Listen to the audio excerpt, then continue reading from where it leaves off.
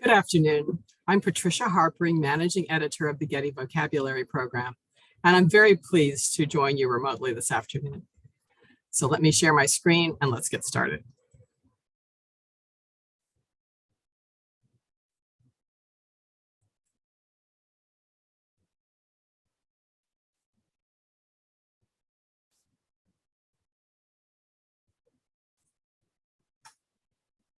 Okay, the topic I'm dealing with this afternoon is the AAT and unbiased terminology.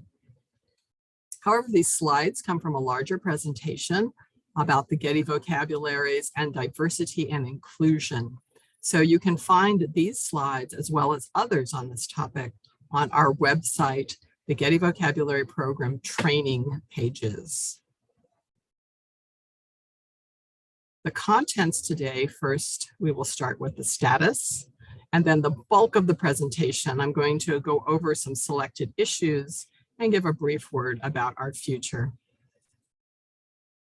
Let's start with the current status. In a global environment where we strive to be more open and equitable while maintaining high standards for scholarship and research, the Getty Vocabularies can be tools to facilitate such goals for art history and related disciplines. Our long-standing goals are to make the AAT, TGN, ULAN, CONA, and IA ever more multilingual, multicultural, and inclusive, focusing also on diversity, equity, unbiased and anti-racist terminology, and accessibility. So this presentation lays out a selection of the issues surrounding the accomplishment of these goals.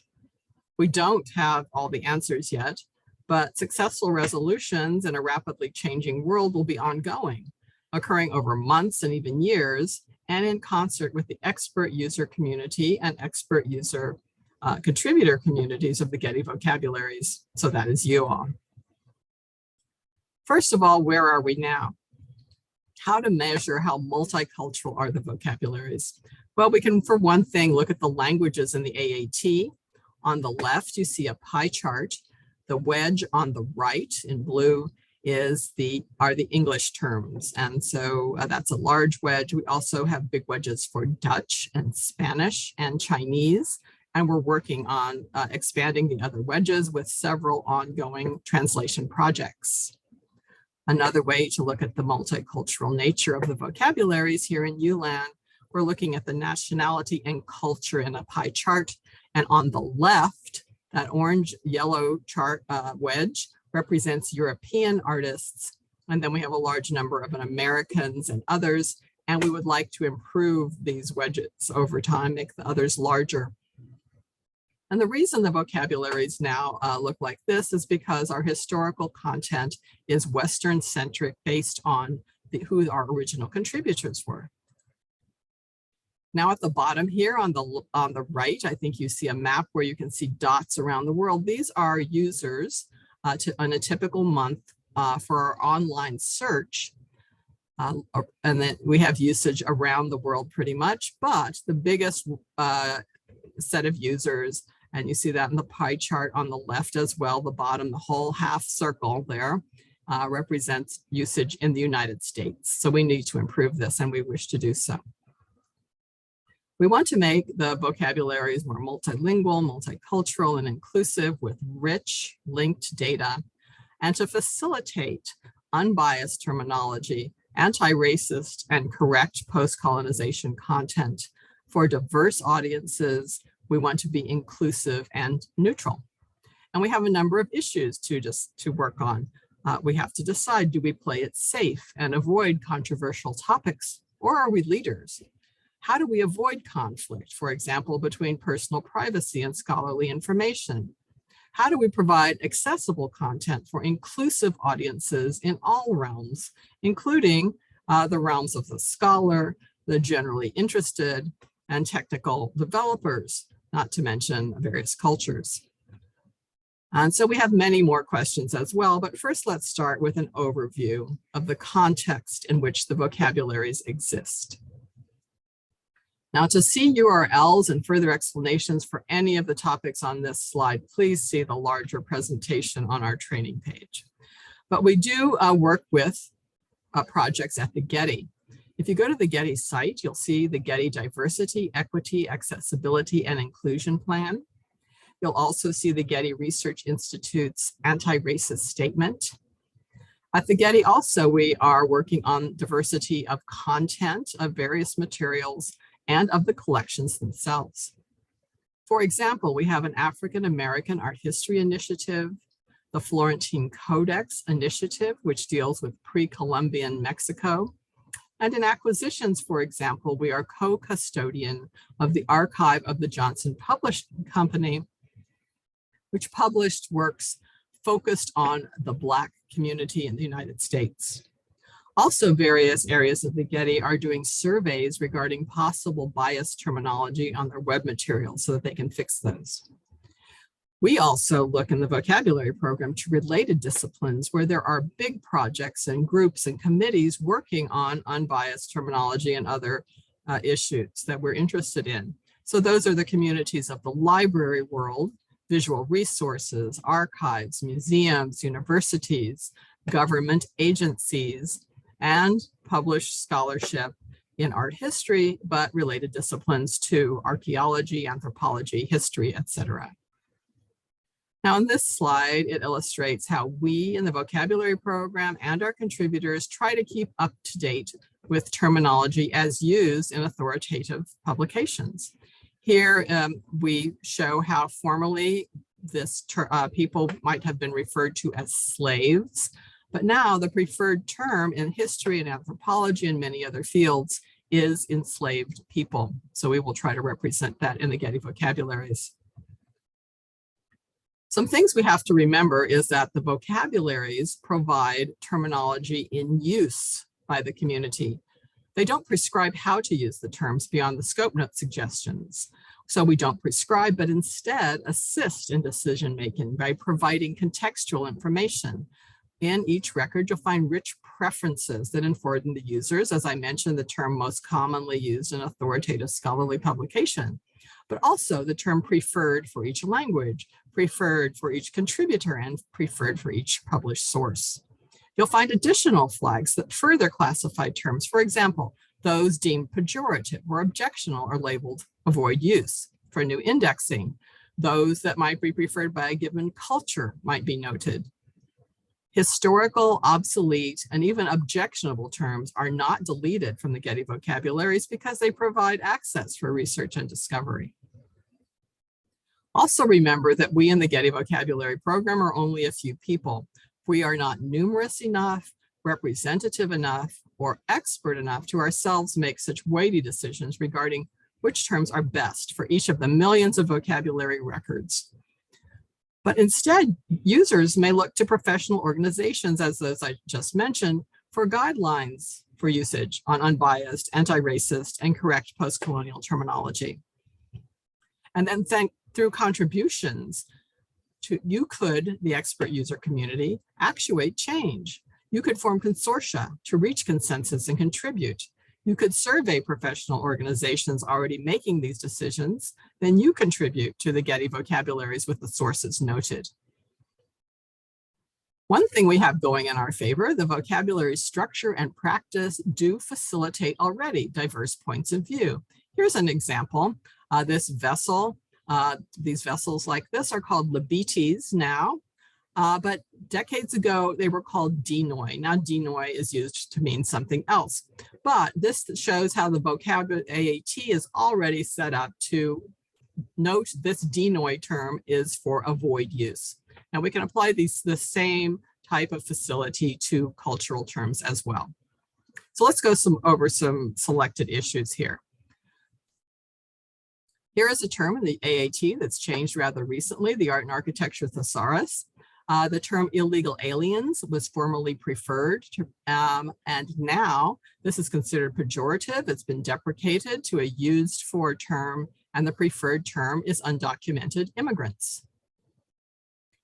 Now we are guided in this case by, among other resources, the Library of Congress, who themselves have deprecated illegal aliens to a 450 field. That means it's not the preferred field.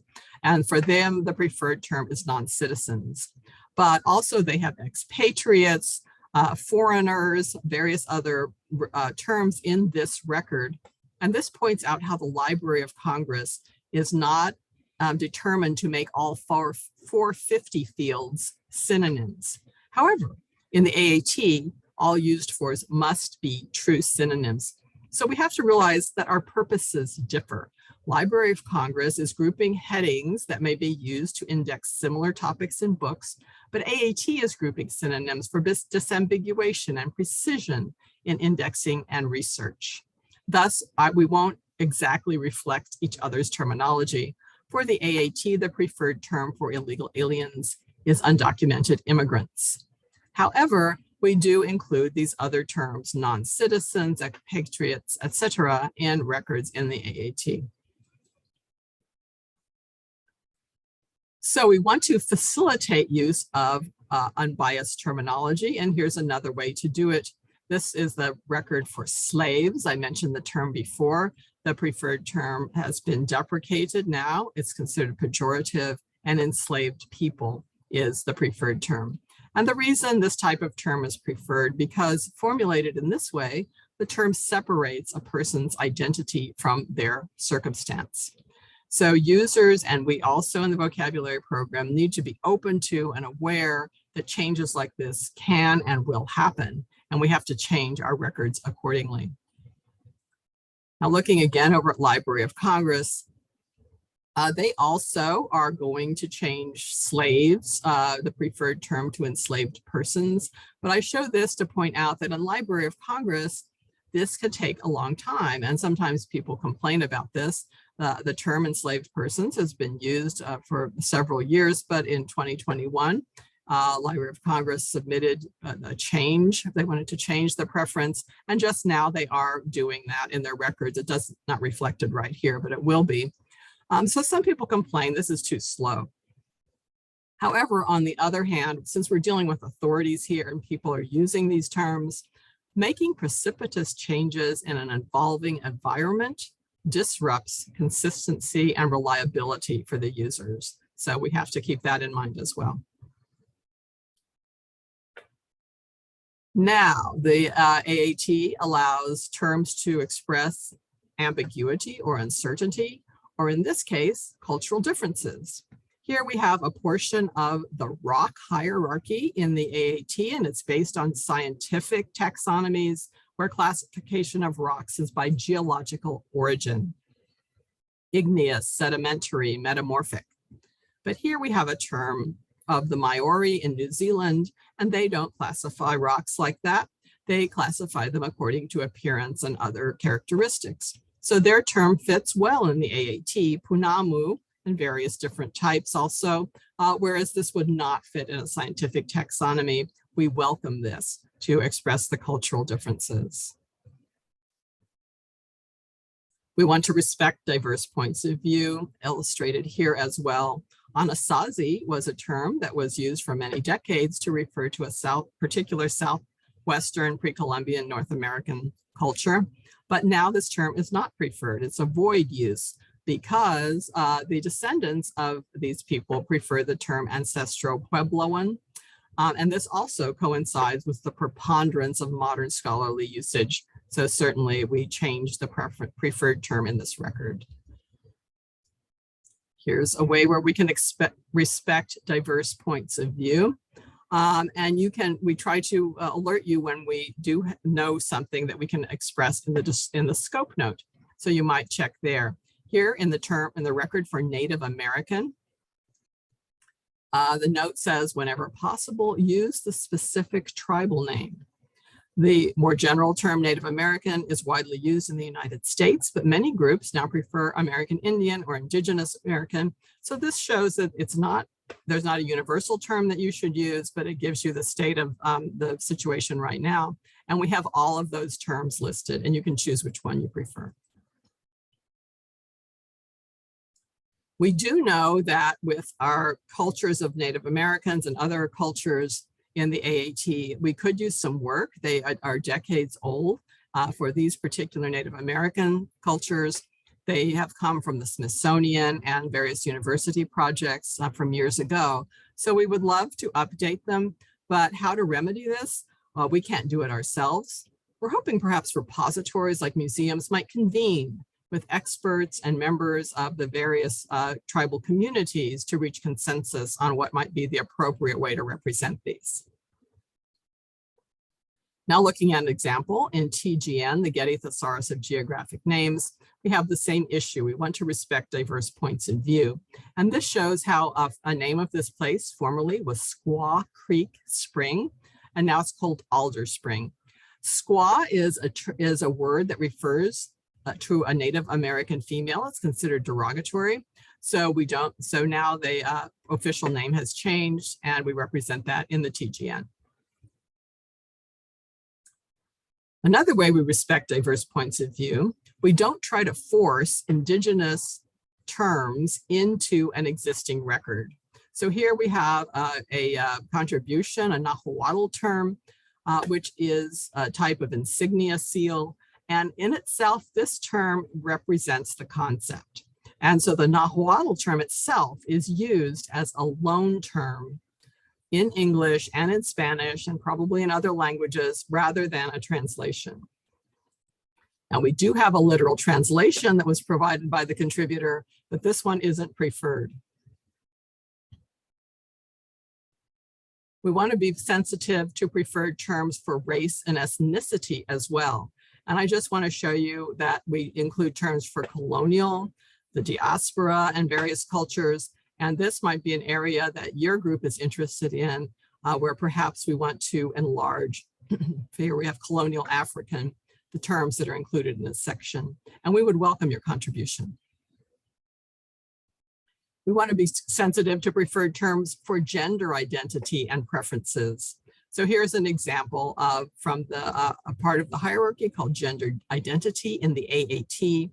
And we have a number of terms here, including gender non-binary.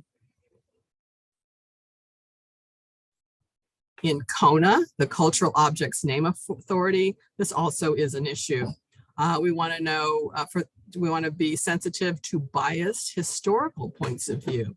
So what should be the preferred name for this built work, Hagia Sophia?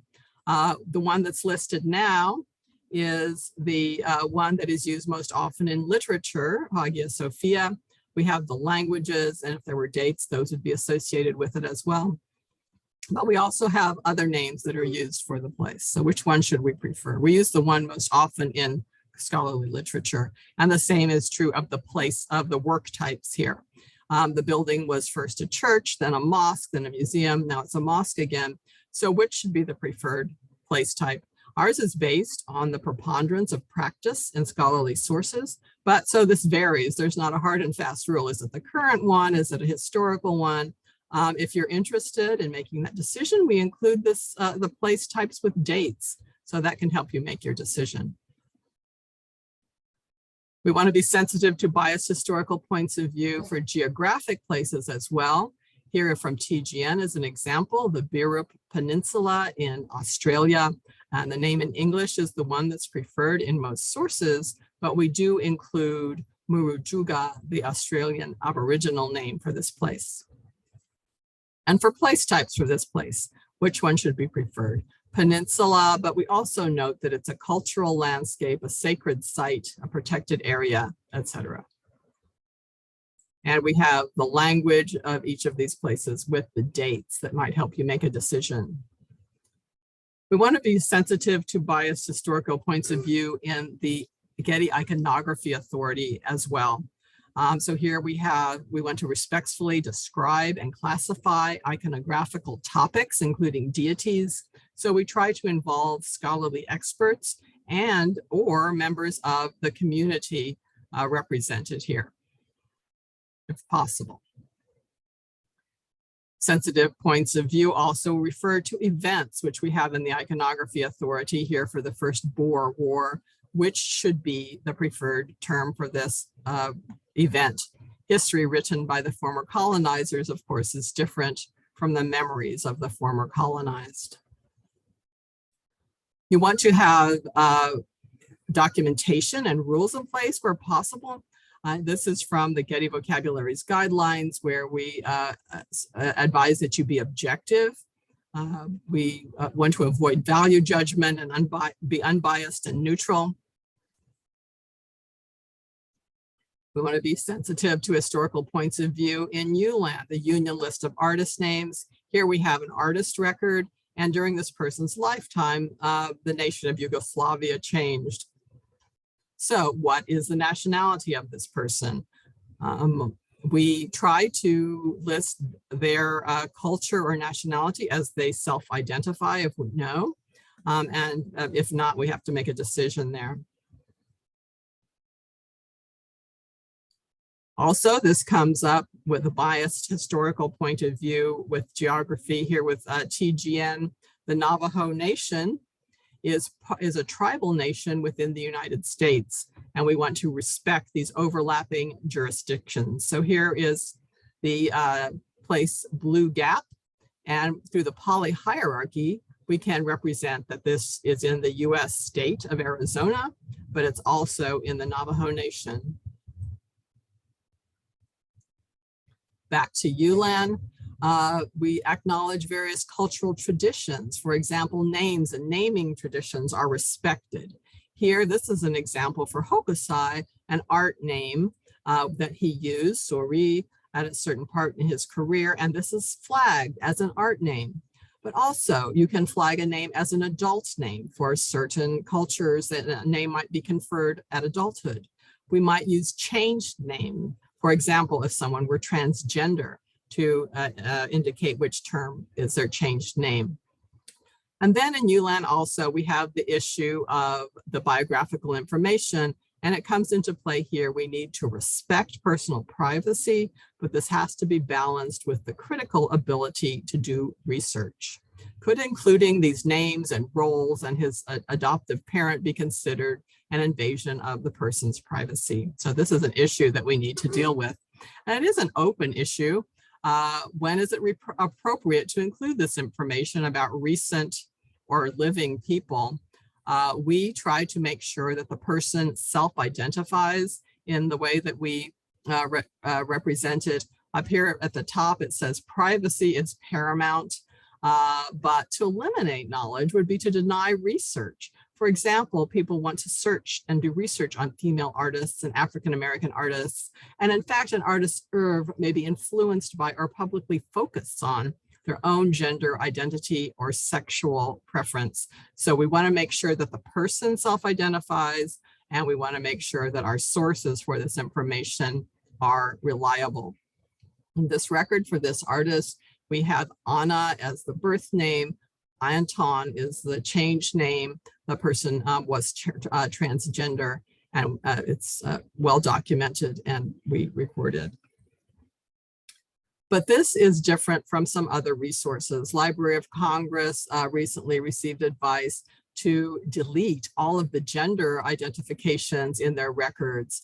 But the Library of Congress has a different primary goal. As stated here in the yellow, their primary goal is for disambiguation, not contextual biographical information. And for our vocabularies, we believe the Getty vocabularies are not just value vocabularies, but they include rich contextual information to allow research and discovery. Okay, then the final issue that I'm discussing here, accessibility and inclusivity. So a usual definition entails combining accessibility standards and usability's ability to ensure that physical spaces and web design are usable by people with disabilities, whether physical or cognitive, etc. So for the vocabularies, this could mean the legibility of our website, but it's expanded here to include various other slices of the audience. So we want to make sure information is available regardless of the money available to the institution or the other user, regardless of how advanced their technology or technical expertise is, and also regardless, of course, of cultural languages differences, whether they're a scholar or just a casually interested user or maybe a technical developer. So these are all issues that we're considering and trying to address. Now for the future, we need to reimagine how to make the AAT, TGN, ULAN, KONA, and Iconography Authority ever more multilingual, multicultural, and inclusive, focusing on diversity, equity, unbiased and anti-racist terminology and accessibility, and working this within our defined domain. We have the descriptions on our website of what domain these are within scope for these vocabularies. We want to nurture relationships with our established community and also reach out to new partners and opportunities and plan development for our audiences and facilitate contributions that are more targeted and perhaps less opportunistic. So I thank you for joining me this afternoon, and I hope your conference went well, and thank you for listening. Please be in touch at vocab@getty.edu if you have any questions or comments. Thank you.